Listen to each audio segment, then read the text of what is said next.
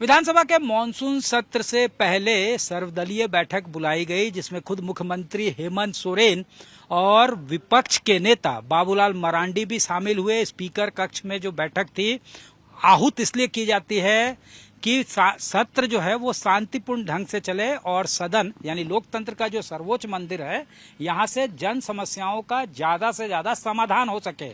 लेकिन जिस तरह से विपक्ष के तेवर है, ऐसा लगता नहीं है कि सत्र जो है वो सुचारू रूप से चलेगा। ये उम्मीद की जा रही है कि सत्र जो है वो हंगामेदार होगा। विपक्ष के नेता बाबूलाल मरांडी ने साफ तौर से सत्र के छोटे अवधि को लेकर सवाल उठाए। उनका कहना है कि इसका आगाज तो 1 अगस्त से हो रहा है, लेकिन उसके बाद 2 और 3 अगस्त की छुट्टी है और 7 अगस्त को ये खत्म हो रहा है। एक जो है वो औपचारिकता होती है, यानी सिर्फ 4 दिनों का वर्किंग डे होगा, यानी हाउस जो चलेगा वो 4 दिनों के लिए चलेगा। और इशारों में उन्होंने कह दिया कि जनता के समस्या से या जो ग्रास रूट रियलिटी के जो सवाल हैं उससे सरकार बचना चाहती है संभवतः, इसलिए सत्र को अपने बिजनेस करने के लिए छोटा से छोटा रखा जाता है। सप्लीमेंट्री बजट सरकार को लाना है, इसलिए जो है सत्र को छोटा रखा गया है। बड़ा और ज्वलंत मुद्दा जो है शराब घोटाला है। बाबूलाल मरांडी ने कहा 2022 में उन्होंने पत्र लिखा था कि राज्य में शराब घोटाला चल रहा है और साक्ष्य के साथ उन्होंने दिया था, लेकिन तब तक कुछ नहीं हुआ जब तक छत्तीसगढ़ में इसी मामले में सीबीआई ने केस नहीं दर्ज किया।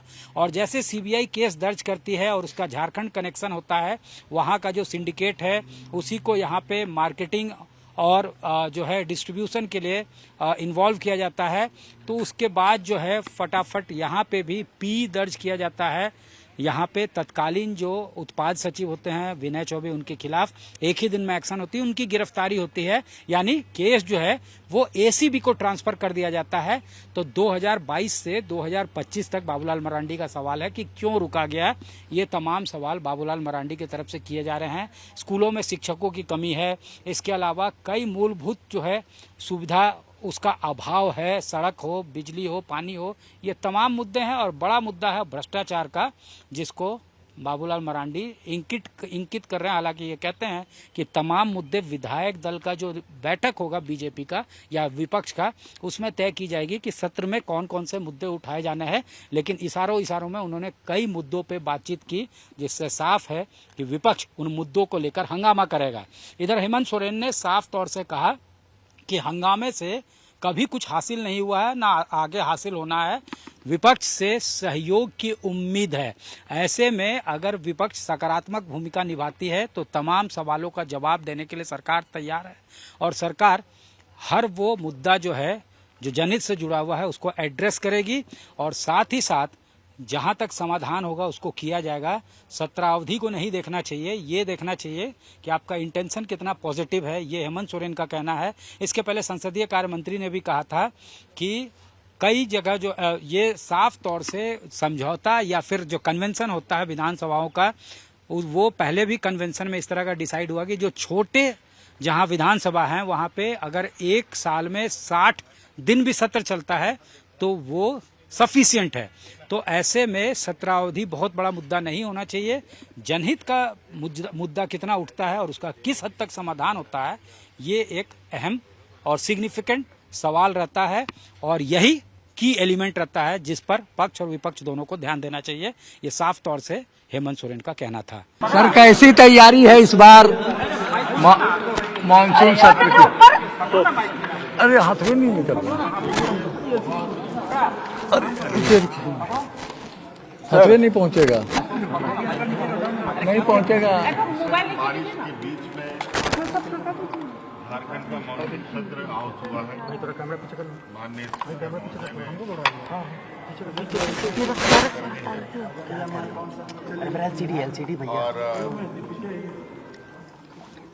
और इस बार का ये मॉनसून सत्र, तो मुझे उम्मीद है कि काफी बारिश हुई है। राज्य के सभी माननीय सदस्यों हमको कुछ नहीं दिख रहा है। ने इस अतिवृष्टि को बहुत करीब से देखा है और आशा करते हैं अपनी अपनी बातों को रखेगा। कई बार विरोध के लोग विरोध करना शुरू कर देते तो हंगामेदार सदन रहता है। हैं, ये वजह का विरोध है।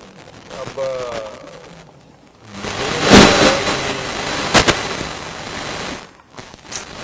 हंगामा करके और सरकार संवेदनशील है राज्य की जनता के प्रति, यहाँ के चाहे वो 100 लोग हो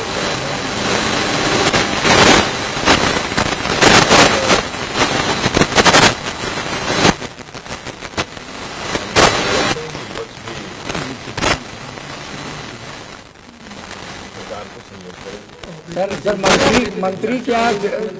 मंत्री जवाब के लिए उपस्थित होंगे सर, क्योंकि मंत्रियों से शिकायत रहती है कि वो जवाब नहीं दे पाते हैं।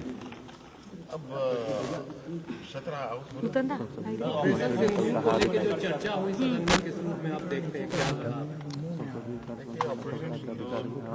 देश का विषय है और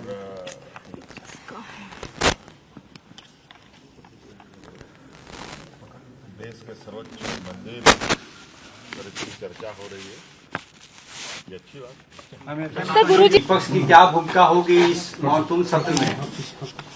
कल हमारे विधायक दल की बैठक है और उस बैठक में तय करेंगे, क्योंकि सत्र बहुत ही छोटा है। कहने को तो 1 तारीख से है, लेकिन 1 तारीख तो औपचारिकताएं होती है, आप सबको ध्यान में है। 2 और 3 सैटरडे संडे है, उसके बाद 4, 5, 6 और 7 है।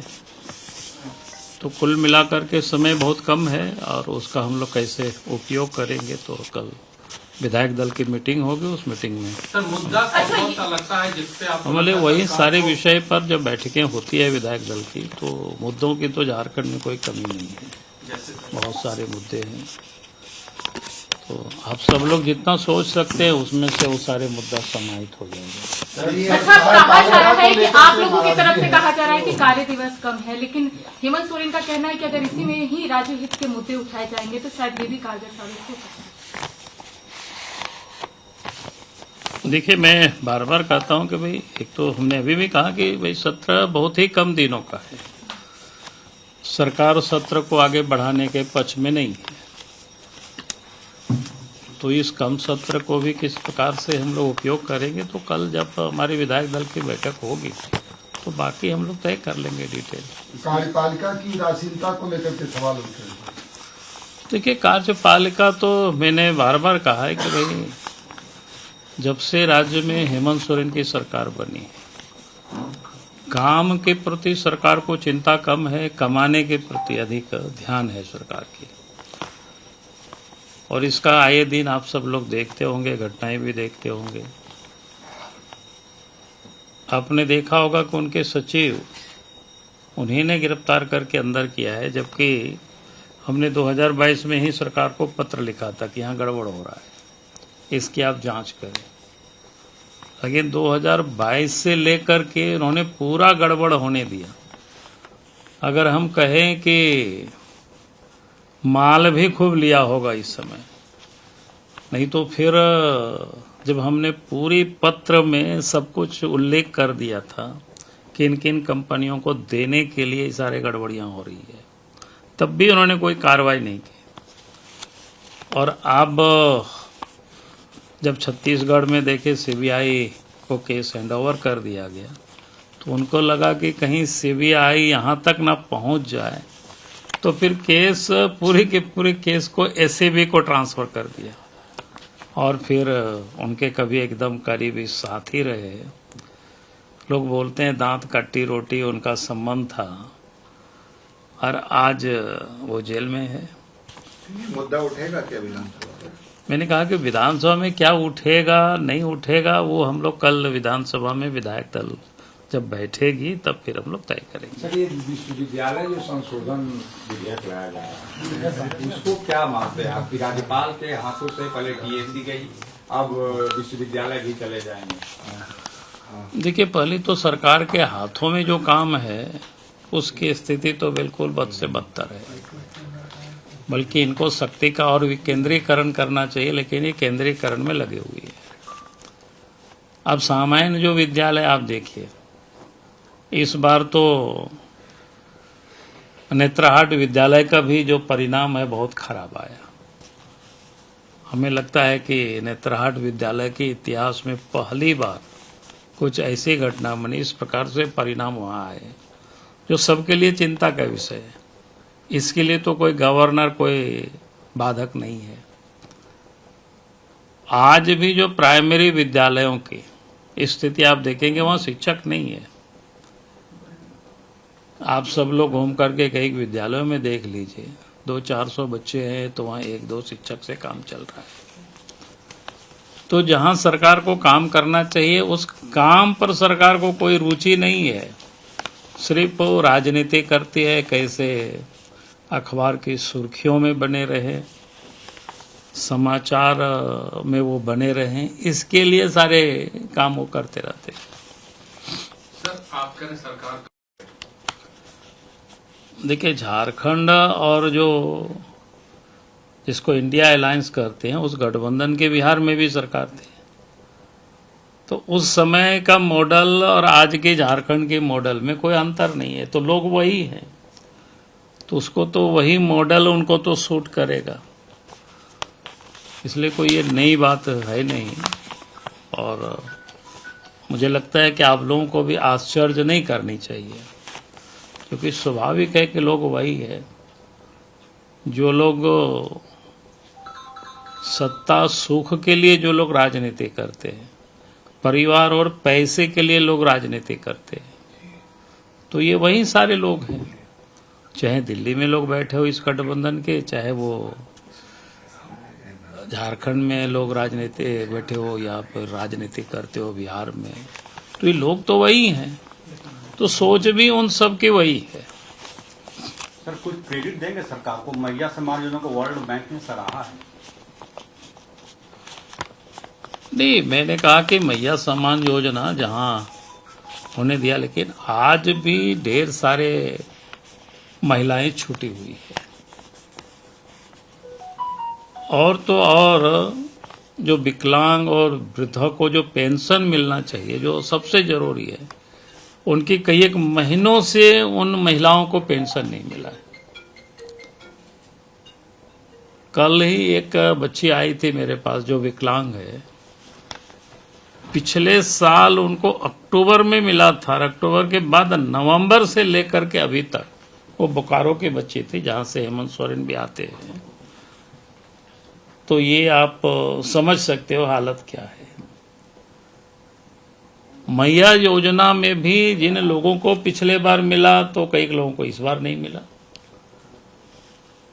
मुझे लगता है कि ये योजना किसी भी दिन दम तोड़ दे तो कोई आश्चर्य नहीं है। कैमरामैन राकेश तिवारी के साथ सत्यजीत कुमार, रांची, आज तक।